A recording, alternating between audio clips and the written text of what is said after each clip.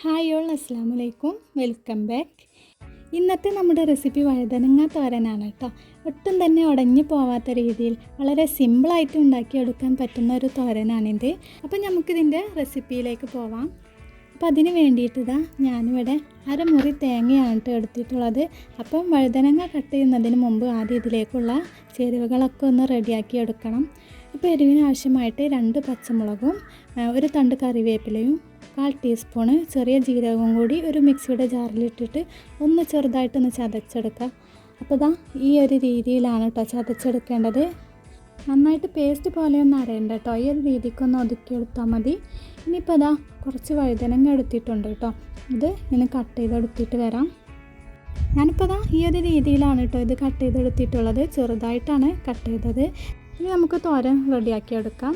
അതിന് വേണ്ടിയിട്ട് ഞാനിവിടെ ഒരു സോസ് പാനാണ് കേട്ടോ എടുത്തിട്ടുള്ളത്.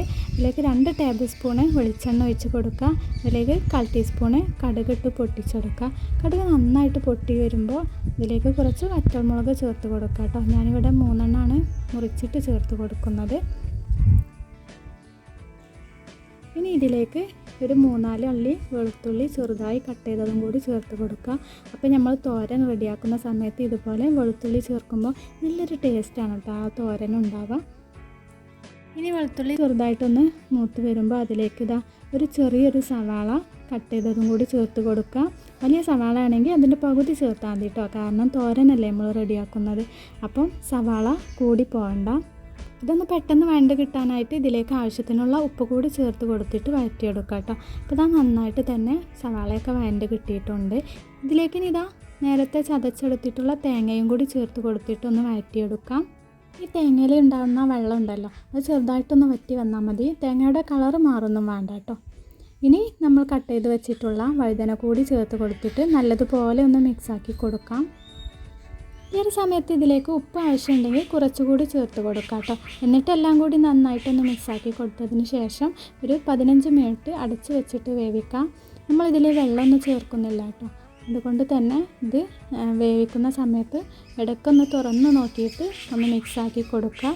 എന്നിട്ട് വീണ്ടും അടച്ച് വെച്ചിട്ട് ഇത് കുക്ക് ചെയ്തെടുക്കണം കേട്ടോ.